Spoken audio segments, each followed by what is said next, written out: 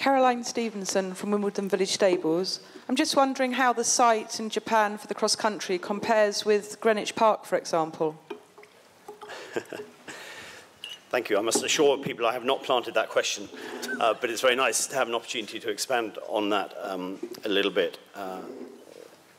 At the heart of the decision to go to Greenwich Park all those years ago was to, as I said earlier, put the Olympic Games at the heart of the London Games with a truly dramatic backdrop that would produce that imagery that we subsequently saw. The choice of Sea Forest very much lies behind a similar philosophy.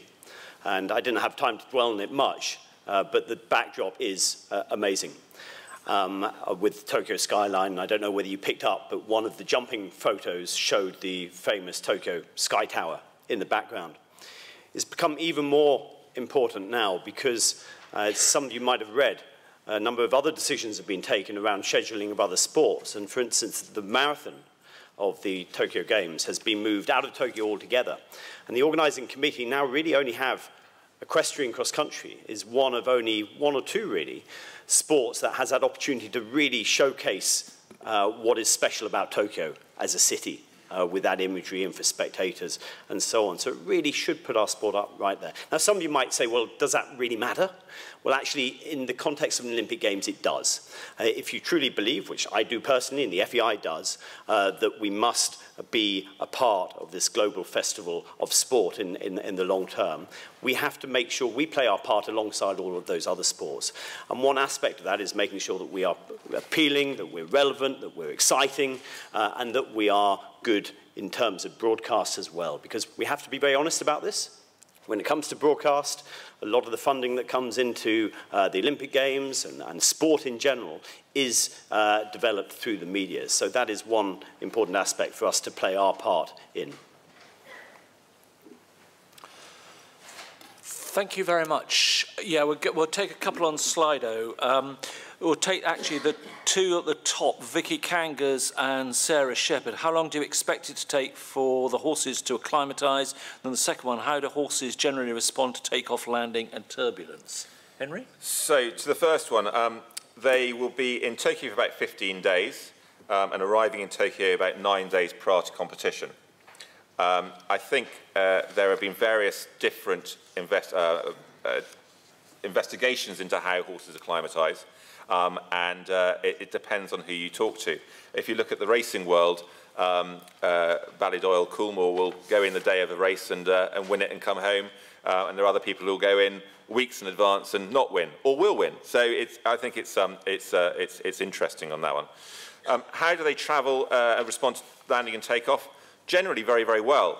I think it's a little bit the surprise of the sudden acceleration and the noise that makes them just sit up and think, and then the sudden landing and they're pushed against the breast bar and they tend to just sit with it and are very good. And turbulence as well, it's not that much worse than driving along our roads, except when you do drop a few thousand feet, which is a bit scary, but then that's not really a great one to think about.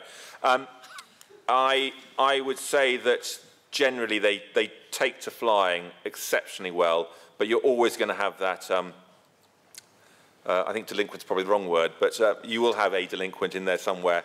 But not with these horses, not with Olympic horses. They're well travelled. They've got a lot of air miles. Thank you.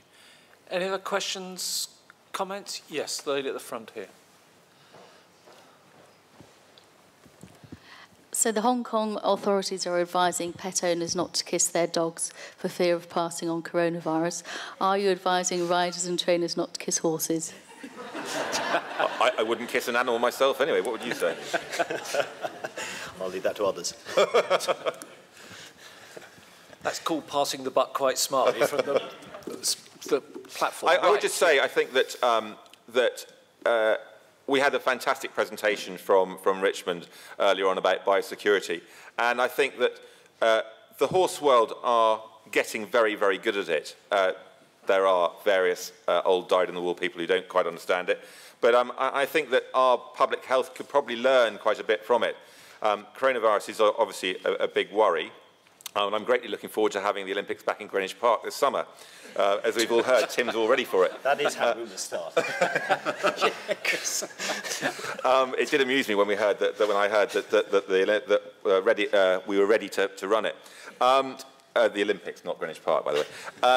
But I think that it all comes down to common sense, and perhaps kissing your dog on the nose when they can now. We've discovered carry coronavirus is probably not a great idea. I will take that opportunity just to. There has been this obviously rumour at this stage flying around the place. There have been certain things said in the press.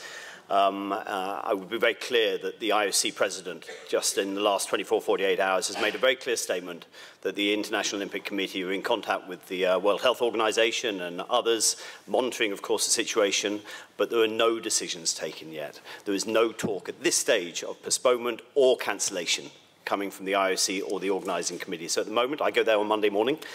Planning continues as best as it can. Yes, certain measures are being taken at a local level in the meantime, just like they are beginning to happen in this country. But otherwise, planning is continuing absolutely as normal at this stage.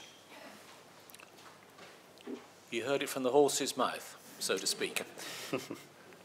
Any other questions, comments? Are you all happy, done? Good. Okay. Well, thank you very much, both. Let's hope everything goes smoothly and we have a very successful Olympics. That's great. Thank you very much. Thank you.